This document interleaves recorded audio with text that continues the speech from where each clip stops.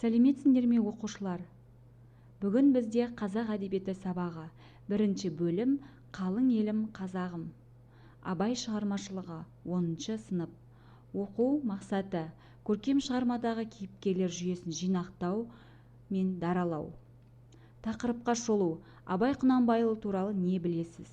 Абай шығармашылығының құндылығы неде? Абай шығармашылығы.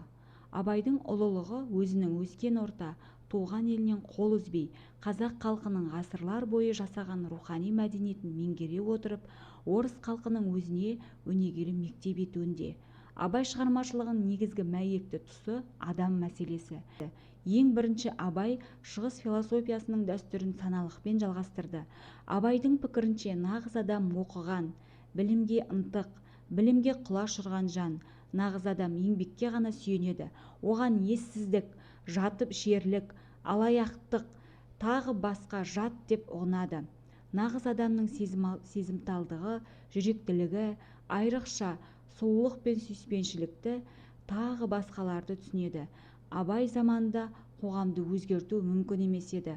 Ол ағартушылықтың өмірдегі орнын дәл бағамдап, оны қоғамды дамытушы күш деп білді. Бірінші тапсырма.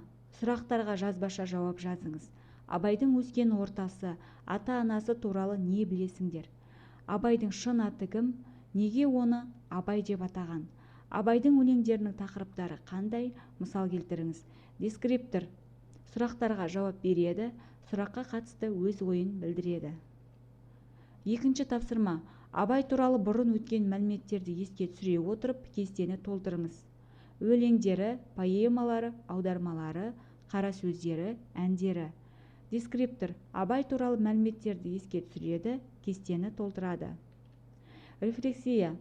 Қызыл түс. Мен тақырыпты толық түсіне алмадым, әлі де оқуым қажет. Сары түс. Мен тақырыпты түсінемін, бірақ барлығын емес, үйренерім әлі көп. Жасыл түс.